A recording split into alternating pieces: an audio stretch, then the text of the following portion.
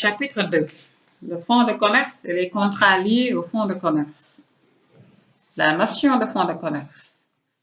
Le fonds de commerce est défini comme étant un ensemble de moyens qui permet aux commerçants d'attirer et de conserver une clientèle. Le fonds de commerce comprend nécessairement la clientèle et l'enseigne, ou la clientèle et le non commercial, ou l'enseigne, la clientèle et le non commercial. Les éléments du fonds de commerce. Il est constitué d'éléments mobiliers, corporels et incorporels. Les éléments corporels. Il s'agit des installations, des aménagements et agencements, du matériel, du mobilier, des marchandises. Les éléments incorporels. Il s'agit du droit au bail, de la clientèle, de l'enseigne, du non commercial, des droits de propriété industrielle et des licences d'exploitation. Les contrats liés au fonds de commerce. Le fonds de commerce peut faire l'objet de plusieurs contrats tels que la cession de fonds de commerce, le nantissement de fonds de commerce, la location-gérance. La location-gérance. Elle permet aux propriétaires du fonds de commerce, personnes physiques ou personnes morales, de louer le fonds de commerce à un gérant, personne physique ou morale, qui l'exploite à ses risques et périls. Le gérant doit être un commerçant. Il est soumis à toutes les obligations faites aux commerçants. Il doit payer le loyer ou une redevance qui est indexée sur le chiffre d'affaires et sur la jouissance des locaux et la jouissance des éléments corporels et incorporels. Le contrat de location-gérance doit être publié dans un journal d'annonce légale dans les délais de 15 jours à partir de sa conclusion, par la partie la plus diligente. Avant la publication, le propriétaire du fonds est solidairement responsable avec le locataire gérant des dettes nées de la location-gérance. Le locataire gérant doit indiquer sa qualité de locataire gérant sur les bons de commande, factures, documents financiers et commerciaux sous peine de sanctions pénales. La personne qui concède une location-gérance doit exploiter le fonds mis en gérance pendant 2 ans au moins en qualité de commerçant. Le délai peut être réduit par le tribunal sans être inférieur à 1 an si le commerçant justifie qu'il a été dans l'impossibilité d'exploiter lui-même le fonds de commerce ou par ses préposés. Cette condition ne s'applique pas à l'État, aux collectivités locales, aux établissements publics, aux incapables avant la survenance de leur incapacité, aux héritiers ou légataires d'un commerçant décédé, aux mandataires de justice chargés de l'administration d'un fonds de commerce.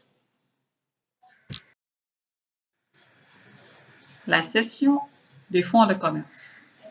Le fonds de commerce peut être cédé, c'est-à-dire vendu à un autre commerçant. La cession porte nécessairement sur la clientèle et l'enseigne et le non commercial, appelé le fonds commercial. Il peut porter sur les autres éléments du fonds, mais n'emporte pas cession de fonds de commerce. La vente est faite par acte sous signature privée ou par acte authentique. L'acte de cession doit comporter obligatoirement les mentions suivantes. Pour les personnes physiques, l'état civil complet du vendeur et de l'acheteur. Pour les personnes morales, la dénomination sociale, la forme juridique, l'adresse de leur siège. Les activités du vendeur et de l'acheteur, leur numéro d'immatriculation, s'il y a lieu l'origine du fonds au regard du titulaire qui l'a précédé le vendeur, l'état des privilèges, nantissement, inscription grevant le fonds, le chiffre d'affaires des 3 dernières années d'exploitation ou depuis son acquisition si le fonds n'a pas été exploité pendant plus de 3 ans, les résultats commerciaux réalisés pendant la même période, le bail annexé à l'acte avec indication de la date, de la durée, du nom et l'adresse du bailleur et du cédant s'il y a lieu, le prix convenu, la situation et les éléments du fonds vendu, le nom et l'adresse du notaire ou de l'établissement bancaire désigné en qualité de séquestre, si la vente a eu lieu par acte sous signature privée.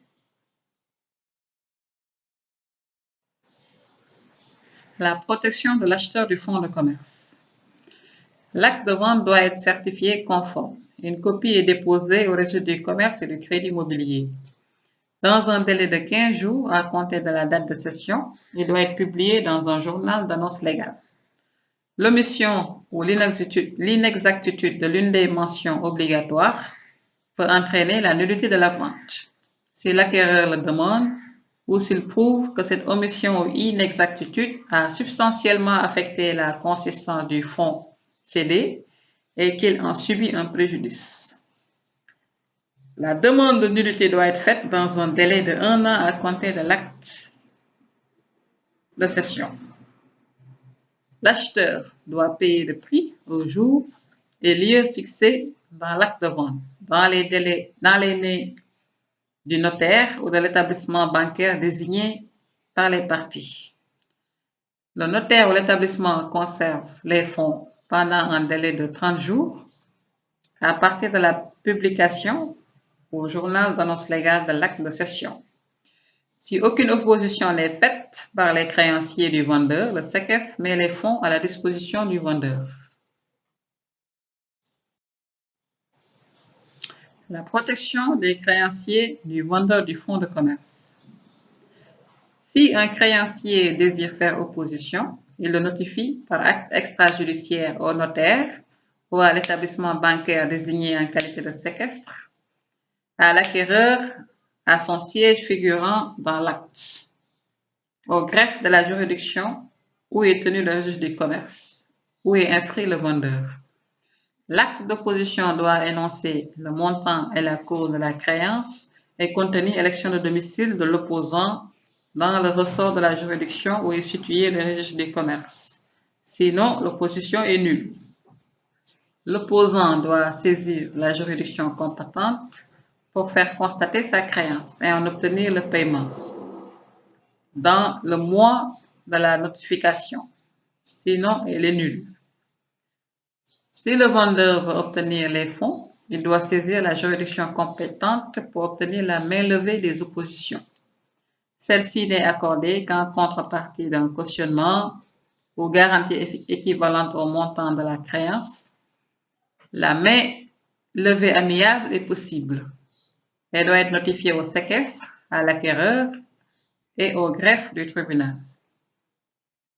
Les créanciers du vendeur du fonds de commerce ayant un privilège ou un nantissement ou ayant fait opposition dans le mois de la publication de la vente dans le journal peuvent former une surenchère du 6e du prix du fonds.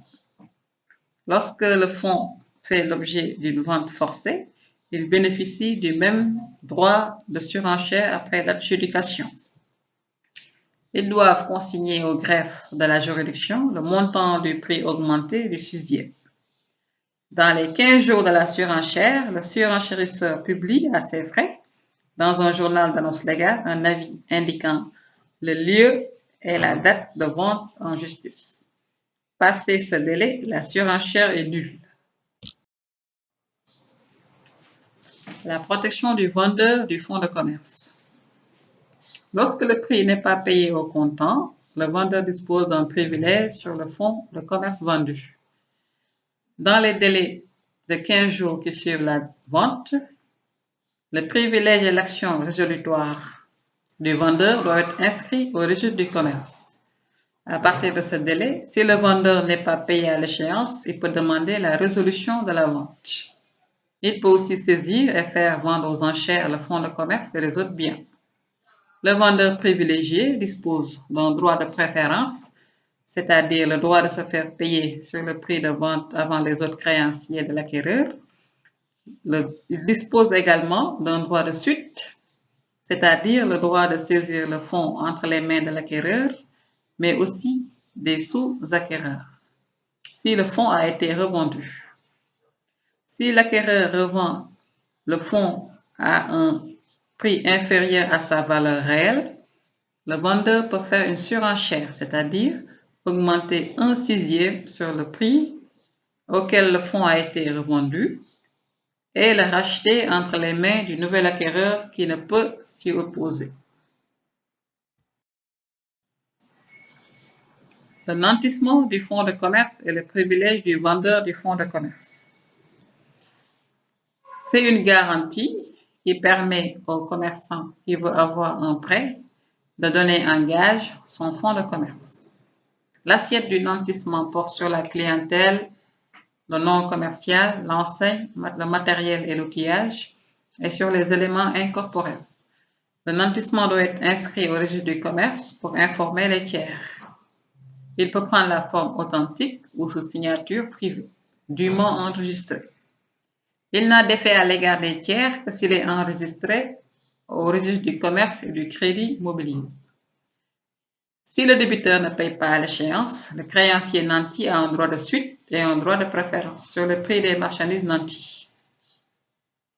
Le privilège du vendeur du fonds prime sur les droits du créancier nanti. Si le propriétaire du fonds informe le créancier de son intention de déplacer le fonds, le créancier peut demander en justice la déchéance du terme de sa créance. S'il n'est pas informé, la créance devient immédiatement exigible.